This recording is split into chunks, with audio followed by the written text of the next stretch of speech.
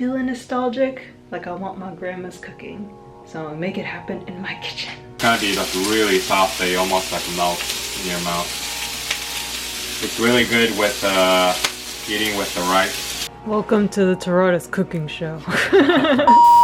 Learn along with me and the hubby as we cook up savory Japanese and Filipino dishes at home for ourselves and family. We're both just fellow amateur cooks experimenting and trying things out as we've all become homebodies during this time. Recipes I could find are linked in the description if you want all the nitty-gritty detail. Let's jump right in.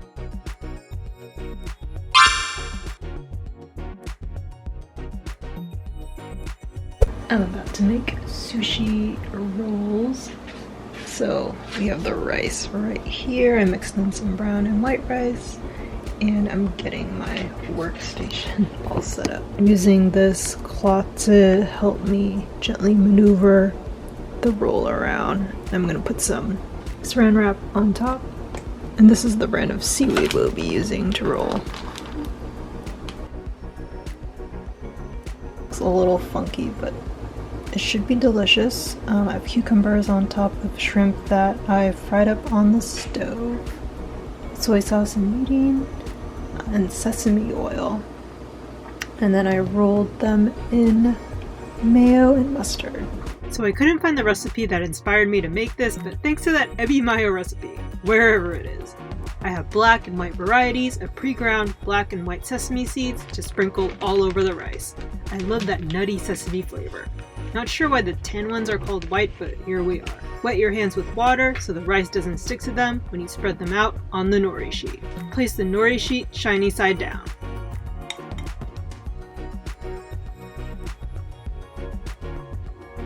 Take a block of rice, plop it onto the sheet, and spread it out with your fingertips. I didn't realize how much rice went into a sushi roll until I tried it myself. Mixing the brown and white rice made for a nice texture and switched up the flavors with each bite.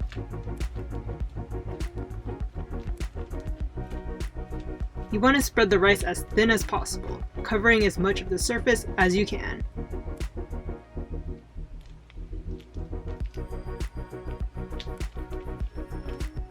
Leave about an inch at the top so the sheet can close after you're done rolling.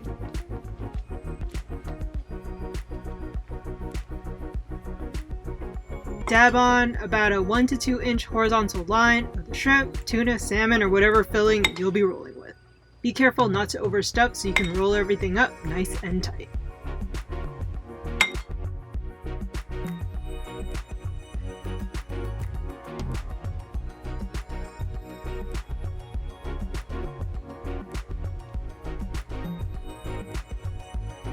Look, a sushi cloud bed.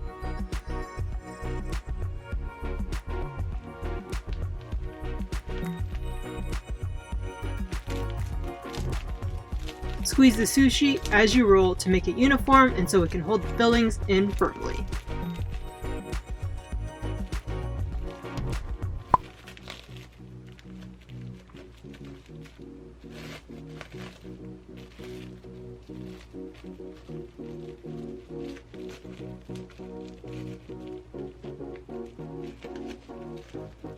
It really takes practice and feeling things out to figure out the right amount of rice to filling ratio and to come up with the best rolling technique for your preferred roll size.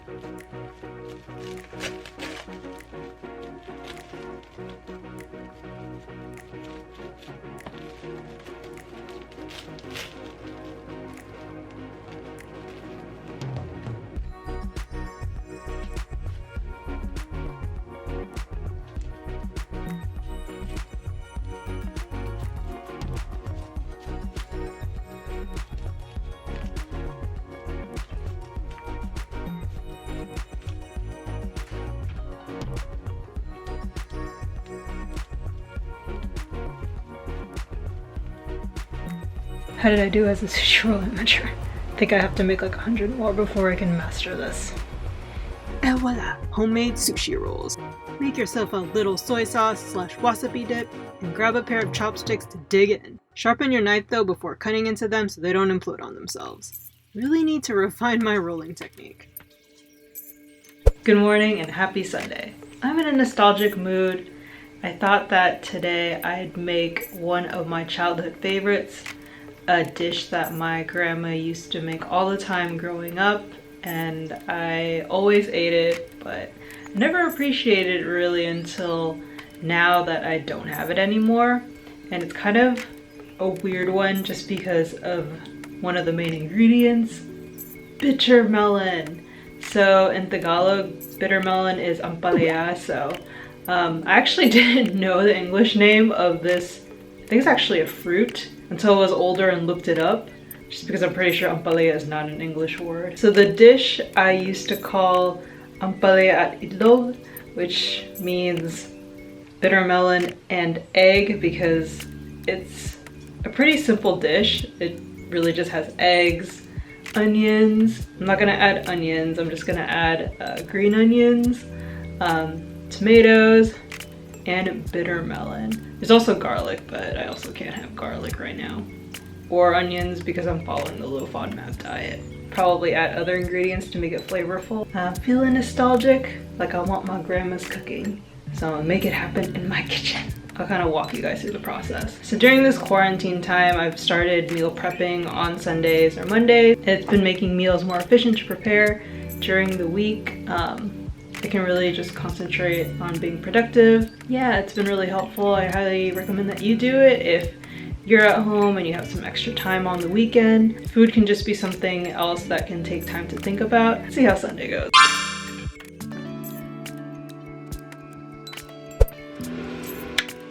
I started off with cutting off the ends and making thin slices, but then learned that I should have split the bittermelon in half lengthwise first to remove the seeds. Duh. So I ended up having to push the seeds out after slicing. I never cooked with bittermelon before this recipe, so this is all new to me. Props to Panlasang Pinoy for this recipe.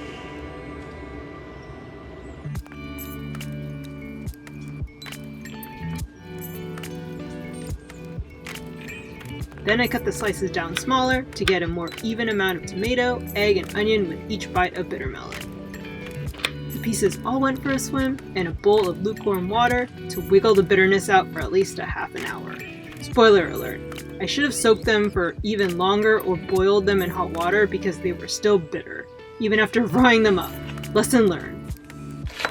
I took a handful of green onion, slicing some up as slivers and some as stalks. I wanted to fry the slivers up in oil to impart a fresh, oniony flavor into the dish while using the stalks more as an accent. Cut up some tomatoes and cracked 2 eggs open. Let's scramble those eggs! I always feel strong whisking eggs, watching them transform into a yellow melted blob. When the vegetable oil started dancing in the pan, I threw in the green onion slivers.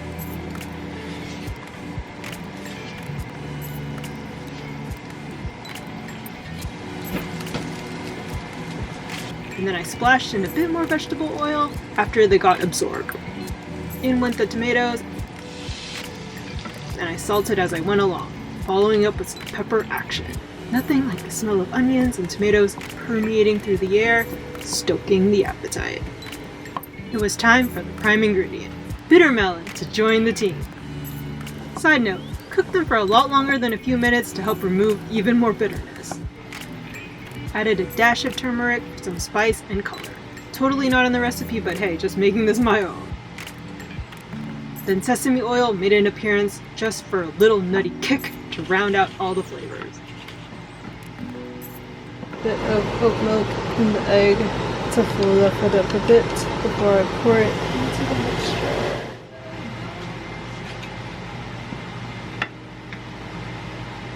Finally, in went the whisked eggs to complete the dish.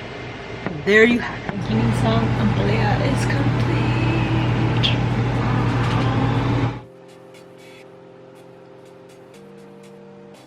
Now it's the hubby's turn to walk you pork or daikon lovers through a Japanese favorite. He scoured and referenced multiple Japanese recipes to bring you the special, savory, and hearty braised pork dish. What are we making today? We're making pork.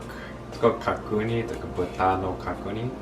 It's like a favorite Japanese dish where you essentially cook the pork belly, or it could be side of pork, with the soy sauce. And we are also going to add Japanese daikon. Radish. We're also going to add boiled egg. Cook them all together. And the idea is the pork is going to be really soft and tasty and has a nice soy sauce flavor. Pork has a lot of fat, and if you just cook it straight out, it's going to have too much fat, and you also get the smell of the pork, which typically Japanese people try to get rid of it. In some cultures, I know the pork smells are kept, like the raw smell of it. The first thing you want to do is to get all the char on the pork. So we're not really cooking it yet, it's just getting a char. Yeah, it's not cook it, but you need to kind of coat outside with the cooked surface so that when you cook it in the water, it doesn't leak into the water. Like, it keeps flavor inside. Oh, okay. Yeah. It's one of those little techniques that you could skip it, but if you do it, it kind of helps with the outcome of the recipe. Does it make it more flavorful? Yeah. Oh, it smells like pork. Yeah. Really. Yeah, Japanese cooking style is all about like how to take care of the ingredient before you turn it into like a final thing. And towards the end, we're gonna cook everything in the instant pot to save time with making the meat soft. You can also use a regular pressure cooker if you have it at home. It doesn't have to be instant pot. So yeah, I'm gonna rotate the meat around. And you can see that it starts to have a color on the surface. You could also choose to cut meat first before you cook it, but it works either way. You can cook as is first, and then you still want to cut it in smaller chunks as you're cooking. And since pork has a lot of fat, you don't really need to add oil when you cook these. And we also want to get rid of these fat outside because they are the source of a lot of the smell.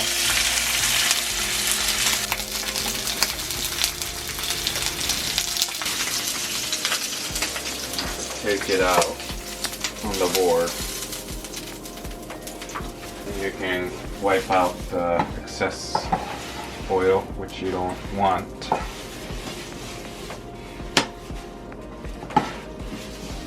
Okay, the next step is cutting this pork. After we cut it, we can also cook it back, but this time with the water and the sake. So could be any alcohol, but sake is ideal because it doesn't add additional color and it doesn't add too much flavor. Like if you use beer or wine, it's gonna add too much color and flavor. So sake is like more clean alcohol taste. This is Japanese cooking sake, right? Yeah, cooking sake, not the drinking sake. Yeah.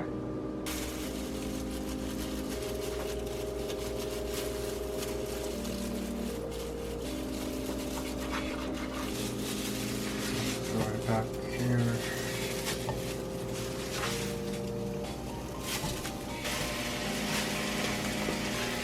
They're generally good to get all the sides cooked up a little bit. Kind of add the protection layer for the flavor. It will taste really good when we pressure cook it with the soy sauce so that all the flavor kind of Absorbs. goes in. Okay, I think most of the meat is kind of brown at this point on the outside. So now what you want to do is add water and sake. We got water, and depending on where you live, you might be able to find sake, seasoning, cooking rice wine. Yeah, we're gonna add sake.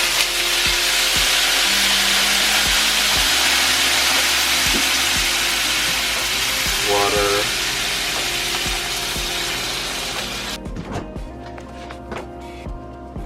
This water that's cooking right now, we're gonna actually get rid of it at the end because this is another process where you get the excess oil, and this time it's gonna cook in water and sake, so it helps get rid of a lot of excess fat, and at the same time it removes some of the unwanted smell of the pork. Now it boiled. I'm gonna put the foil and then make a little bit of a hole for the steam to have a room to get up. I want to wait till it boils first, and then you can turn down the heat to like a low, mid-low. We want to wait about 10 minutes so that meat gets cooked all the way. And in the meantime, we're going to cut daikon.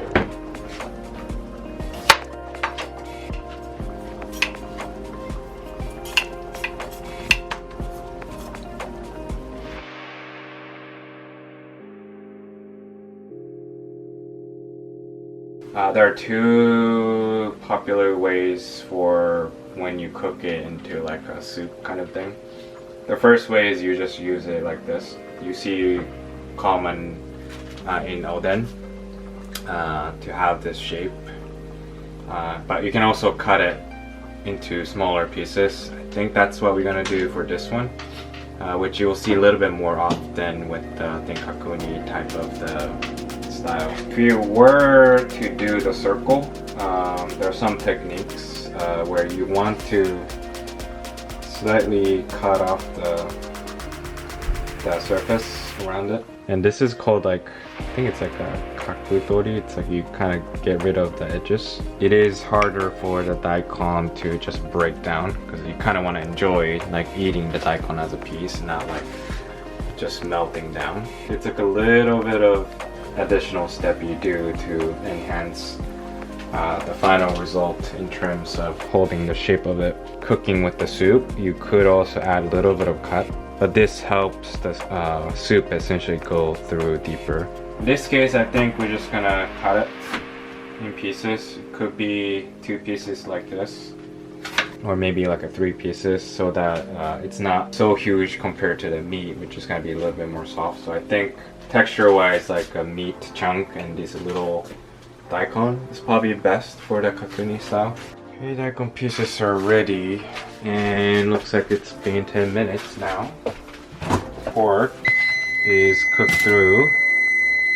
You can see that it's got like a lot of fat on outside. We're not going to transfer that over. And once you get rid of some of the excess fat, just put that meat into the pot. At this point, it has a nice pork smell without like the meaty pork Oh yeah, smell. it has like almost like a chashu like scent. Then I'm gonna throw in the daikon. Then you also want to throw in green onion, and this was cut like in a smaller size, but you can use more larger size too. We're gonna add egg separately later, and we have to also boil the egg first. Then once you're done pressuring, you can add it, and just by even soaking it overnight, like it's enough for eggs to pick up all the flavors. You have to add some kind of liquid for the pressure cooking to work. For sure, you'd need to add water. You kind of want to just adjust it so that almost covers, but it doesn't need to like cover all the way. Also, you want to think about how much liquid you want to have it left after it cooks. Usually in Kakuni, you don't have like a lot of soup left because you're not trying to make a soup that you drink. It's gonna be a little bit more intense of a sauce flavor that you'll eat with the rice, but you don't like drink out of it. Always want to add soy sauce and just adjust how much soy sauce you want to add. How many are you putting in this one? Tablespoons. Since I'm cooking for like 12 servings, I want to make sure it has enough Flavor. Yeah, like not too dark because it's gonna be salty if it's too dark. Maybe 5 tablespoons on this one. Okay. You could also add dashi, which is like soy sauce flavor plus fish flavor, like a dashi that has all the umami components. But since our family member, some of them cannot eat fish, we're not going to use this one, but you can also use this as a shortcut. And you also want to add something that sweetens the overall flavor. Today we're using mirin. It will say mirin, sweet sake for cooking, and typically used for a lot of Japanese cooking instead of adding a lot of like a sugar. And I think mirin goes better with the more Asian cooking. How many tablespoons are you putting of that? Maybe like 3. So more soy sauce versus mirin. Could be equal. I think ratio is one of those things that if you look at different recipe, they're gonna tell you different things. But if you're like really unsure about those things, just stick to one recipe you find and see if you like it. And if you don't like it, just move on to other recipe. You should test the taste before you put the liquid in the pot, before you marinate it. But you can take a sip at it and see how strong, how sweet you like it. But when you cook it, the water is going to evaporate, so it's going to be a little bit more intense than what you originally thought it's going to taste. Yeah, and that's if you really want to be careful with the outcome of the flavor, that you would check it. Traditionally, Kakuni is more on the side of like a sweet taste, and I know some recipes also do recommend adding sugar. 5 Tablespoons? Yeah, 5 tablespoons. Well, how much mirin did you put? 3. Try that. If you cook in the pot, you have to watch out for the water level all the time, but when you pressure cook it, you don't really need to worry about like how much water is left. Set it and leave it. Yeah.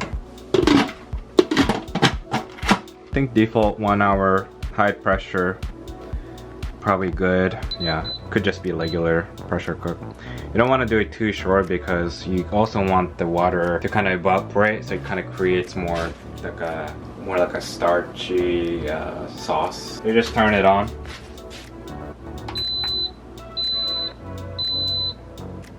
An hour later, we're gonna open it up and we're gonna put the boiled egg into it. And then we just let it sit in the fridge overnight. When you let the food cool down from the heat, that's when the flavor actually sips into the food more. It's not when you're like just cooking up, but it's when you cool it down, that's when the flavor goes into the ingredients. It develops more. For the boiled egg, you can just boil the egg for like 8 to 10 minutes. So we're trying to go for hard-boiled eggs? Yeah, hard-boiled eggs. Okay. Yeah, because we have to crack the egg open. And when we kind of let it sit inside of it, it's going to cook up anyway. So there's not much point doing the half-boiled. Right. Okay. It's been an hour and all the pressures should be gone. I'm going to open it up. Yeah, the pressure's gone. Let's see. Whoa. Pork got dark. Pork and daikon, observe the color. Soy sauce is probably really soft. I can actually cook a little bit more on the Instant Pot itself. So I can just do... Why are you gonna cook it more? To like reduce it, the water? Yeah, so I can just do like maybe saute. Could be saute or it could be warm. So they will start to cook just like you're cooking in the pot. So I want to make it a little bit less watery, more thicker, consistent. And also at this time I'm going to add the eggs that I boiled and also deshelled. Let egg absorb some of the good soup as it cooks now. Then after this we'll just rest it overnight. The soup is like a nice clear, like a clean fat.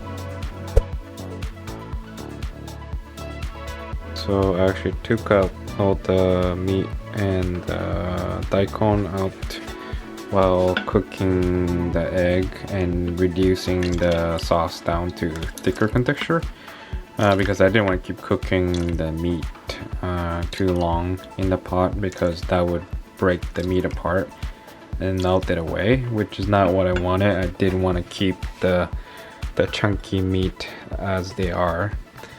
so that you can kind of enjoy that texture instead of being it all melted away. And this is what it looks like, and you can kind of garnish a little bit with the green onion so it doesn't look just yellow and the brown. But yeah, this is the pork kakuni. Well, hopefully the kakuni tastes good. I'm gonna get the reaction from the family maybe later. See if they liked it, see if they want to also make it themselves.